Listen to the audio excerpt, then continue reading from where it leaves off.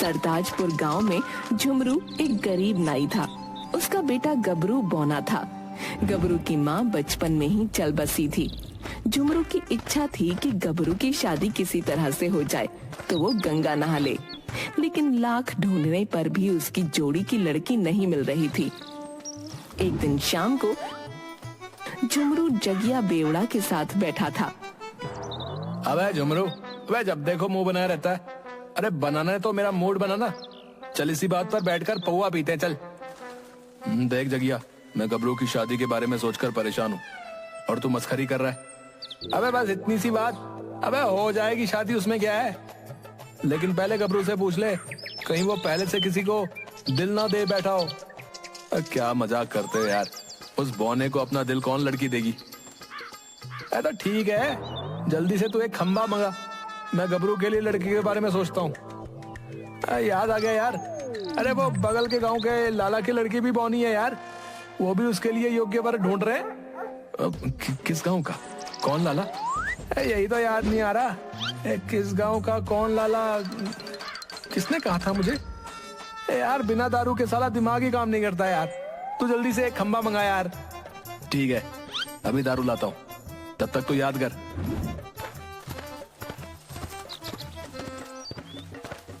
झुमरू जगिया को तुरंत एक बोतल दारू की लाकर देता है। ये ले जगिया, इसे पियो और जल्दी से बता कि किस गांव के लाला की बेटी को बौने लड़के की तलाश है।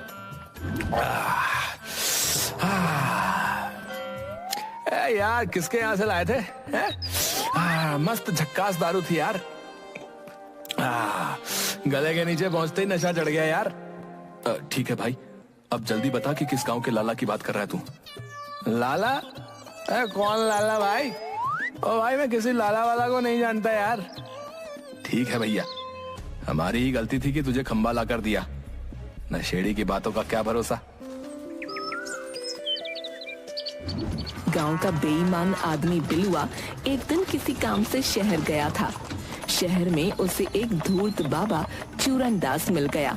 दोनों मिलकर गांव के भोले भाले लोगों को लूटने का प्लान बनाकर गांव आते हैं। गांव में खबर फैला देते हैं कि बाबा चूरनदास बहुत ही पहुंचे हुए महात्मा हैं। बस फिर क्या था, दूसरे दिन उनसे मिलने के लिए लोगों का तांता लग गया। आप लोग शांति बनाए रखें, बाबा सबके समस्या का निदान करेंगे। मैं एक एक करके जिसे बुलाऊंगा वो आएगा। अरे मेरी टांगों के बीच से निकलकर किसका बच्चा आगे जा रहा है भैया? मैं हूँ सरपंच जी गबरू। अच्छा तो तू है, चल पीछे। मैं सरपंच होकर उतनी देर से खड़ा हूँ और तू मेरी टांगों के अंदर से आगे निकल गया। और देखो सरपंच जी, आप शादीशुदा हो, थोड़ा सब्र करो, हैं? बाबा से मिल लेना। लेकिन मेरी शादी सबसे जरूरी है, उम्र निकली जा रही है, पहले मुझे बाबा से मिलने दो। अबे गबरू पीछे जाओ, तुमसे आगे सरपंच चाचा थे। बिलवा भाई, तू तो मेरा सहपाठी रहा है, तू तो मेरी शादी ना होने का मर्म समझता है यार। ठीक है, शुक्र कर कि सरपंच जी है, अगर कोई दूसरा रहता तो तुम्हें कभी आगे नहीं आने देता। चुनाव में वोट ही नहीं देना, समझे? लेकिन ये गलत है। वैसे भी गांव का सरपंच होने के नाते मैं बाबा से पहले मिलूंगा। जाने दीजिए चाचा, बहुत दुखी है बेचारा। इसके सब साथी जो हैं अपने अपने बच्चों के बर्थडे में बुलाकर इससे ताली बजवाते हैं। सोचो कैसा महसूस होता होगा। और चुनाव भी तो नजदीक है। बिलुआ पहले जाकर चूरनदास को गबरू के बारे में एक कागज पर लिखकर थमा देता है। अलख निरंजन, बाबा बजाता है डमरू, मेरी बात कान खोल के सुन ले गबरू। वाह महाराज वाह, बिना पूछे ही मेरा नाम बता दिया आपने। आपने साबित कर दिया कि आप बहुत पहुंचे हुए फकीर हो। मत कर मेरी प्रशंसा, ऐसी बातें सुनने का हो गया हूँ आदी। सबके बच्चे खेल रहे हैं पर नहीं हुई तेरी शादी। जितना दुख था झेल लिया, अब और नहीं दुख झेलेगा। अगले साल तेरे आंगन में भी तेरा अपना बच्चा खेलेगा। गबरू सीधा चूरनदास का पैर पकड़ साष्टांग प्रणाम करता हुआ कहता है, मिल गए, मुझे असली महात्मा मिल गए। बाबा, मैं तब तक आपके पैर नहीं छोड़ूंगा जब तक मेरी शादी की खबर नहीं मिल जाती। अरे छोड़, दूसरे लोगों का भी कल्याण करना है। और सुन, तेरी शादी में राहु केतु का ग्रहण लगा है, उसके लिए यज्ञ करना होगा। जाकर 50,000 रुपए का इंतजाम कर। महाराज, उतना पैसा नहीं है हमारे पास, सच पूछो तो एक साथ इतना पैसा सपने में भी नहीं देखा है। मत बन तू अनजान, तेरे पास है अपना मकान, बेच डाल सारा सामान और करा ला कन्यादान। बिलवा से मिल, वो दे देगा तुझे ज्ञान। बिलुआ कोने में ले जाकर गबरू को कुछ समझाता है, फिर चूरन दास को एक पर्चा देकर सरपंच को बुलाता है। प्रणाम बाबा। कलाबाजी में लंगूर, लोमड़ी के खट्टे अंगूर। स्वागत है सरताजपुर का सरपंच चतुर। आप तो अंतर्यामी है महाराज, अब आपसे क्या छुपा है। तोल मोल के बोल, बंद कर दे कुछ दिन काम सब झोल। चालाकियां अपनी तुरंत कर दे बंद, चुनाव में इस बार सामने है हुकुमचंद। बिल्कुल सही महाराज, एक एक वाक्य सत्य है। कोई उपाय बताएं बाबा कि विरोधी जीत ना पाए। मैं अपने पद से हटना नहीं चाहता। तेरा शनि है उखड़ा, 7.5 का है दुखड़ा। ग्रह नक्षत्र की है बिगड़ी चाल, सब सुधर जाएंगे बस निकालना पड़ेगा माल।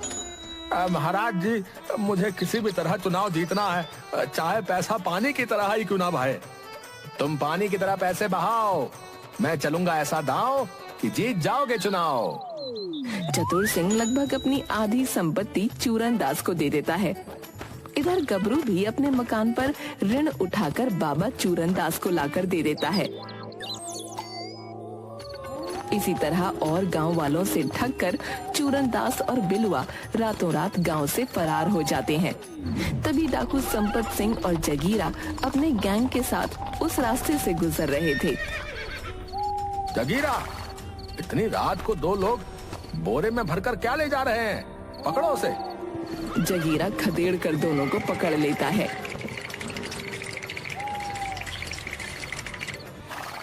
सरदार, हमने कुछ नहीं किया है, गांव वाले अपने मन से हमें ये संपत्ति दान किए हैं। हाँ सरदार, चाहो तो इसका पूरा ब्यौरा आप रख लो और मुझे छोड़ दो।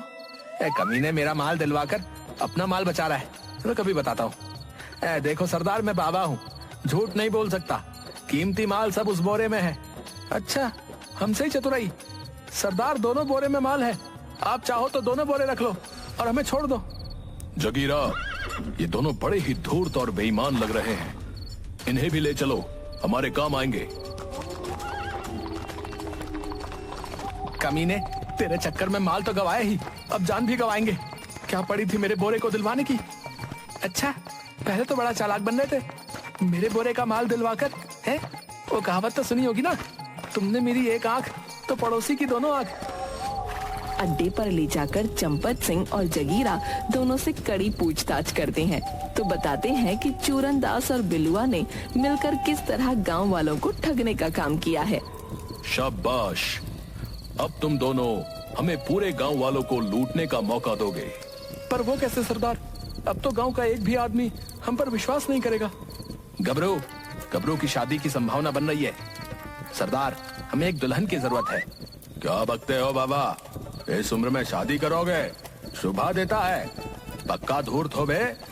उस्ताद, दुल्हन मुझे नहीं, दुल्हन गबरू को चाहिए। चूरन दास डाकू चंपत सिंह को गबरू की शादी और बारातियों के लूटने का सारा प्लान बताता है। प्लान के मुताबिक चूरन दास और बिलुआ दोनों सुबह सुबह ही सरताजपुर लौट आते हैं। अभी वे दोनों गांव में घुसे ही थे कि अचानक पीछे से गबरू आ जाता है। आ गए, तुम दोनों आ गए, मेरी दुल्हनिया कहाँ है? अबे इस तरह कोई टोकता है क्या? हैं? डरा दिया तूने। एक तो अंधेरा, ऊपर से बौना, सारा कलेजा बाहर आ गया। अबे वाने, रात भर सोया भी या नहीं? हैं? बेचैन आत्मा, हमें तो चैन से रहने दे। बिल्लू भाई, तुमने वो गाना तो सुना होगा ना, अब है नींद किसे, अब है चैन कहाँ है। बताओ ना, तुम दोनों मेरी दुल्हन ढूंढने गए थे है ना? हाँ, तेरे लिए दुल्हन देख कर आ रहे हैं। 3 दिन में अगर पैसे का इंतजाम नहीं हुआ ना, तो वो दूसरे लड़के से शादी कर लेगी। नहीं, ऐसा हरगिज नहीं होने दूंगा, आज ही पूरा मकान बेच दूंगा। 2 दिनों में गबरू अपने बाबूजी से जिद कर सारा मकान जमीन बेच देता है और 50,000 रुपए लाकर चूरन दास को दे देता है। तीसरे दिन गबरू की बारात में गांव के सभी आदमी बाराती बंद दुल्हन लाने जाते हैं। पिताजी, अब लेट क्यों कर रहे हो?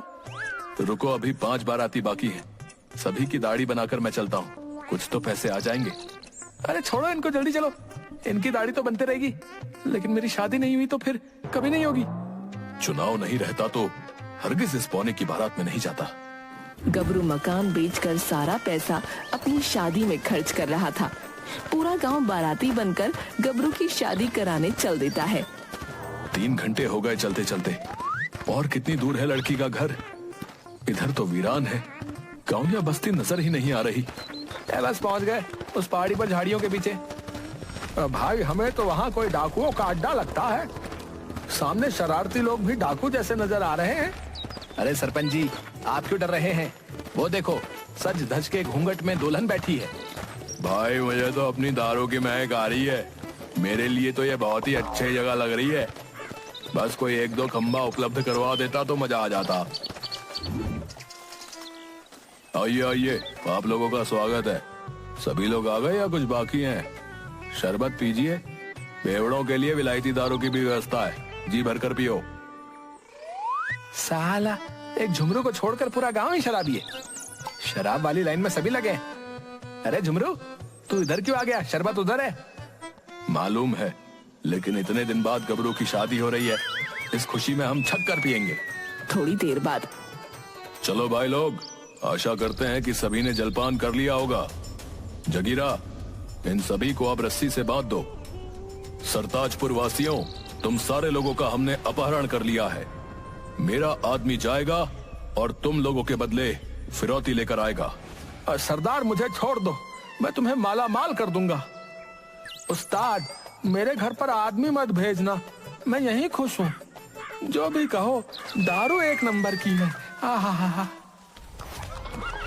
तुरंत जगीरा सरताजपुर जाकर सभी के घर से फिरौती के बदले में पैसे और गहने जेवर बोरी में भरकर ले आते हैं।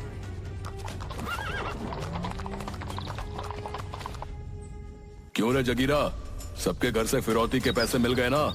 हाँ सरदार, सभी के घर से पैसे आ गए। तो छोड़ दो इन गांव वालों को। सरदार, ये अड्डा नहीं, हम बेवड़ों की जन्नत है। मैं इसे छोड़कर गांव नहीं जाऊंगा। सरदार, माई बाप, मैं भी गांव नहीं जाना चाहता। जगिया को तो पौवा चाहिए, तुम्हें क्या चाहिए? हमें पौवा नहीं, हमें आश्रय चाहिए। मैंने चूरनदास के साथ पूरे गांव को लूटा है। अगर मैं गांव गया तो सब मिलकर मुझे कूट देंगे। मैं बिना दुल्हन के नहीं जाऊंगा। ठीक है, कालू मदारी, अपनी बेटी को गबरू के साथ विदा कर दो। जा बेटी जा, अब गबरू तेरा मालिक है। अब तुझे उसी के इशारों पर नाचना पड़ेगा। लाल चुनरिया ओढ़ी दुल्हन गबरू के साथ चल देती है। रास्ते में कुछ भी कहो, थोड़ी मटक कर चल रही है, पर गबरू की जोड़ी सही मिली है। मालिक, इसके चलते घर बार सब बिक गए। तभी एक हवा का झोंका दुल्हन की चुनरी उड़ा ले जाता है। साला, दारू का नशा अभी तक नहीं उतरा यार। है?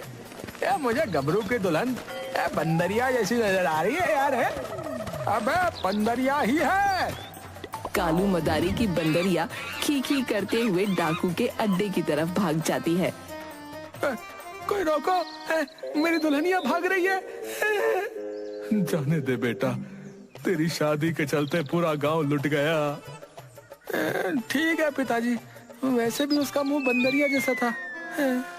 सभी लोग जोर जोर से हंसने लगते हैं।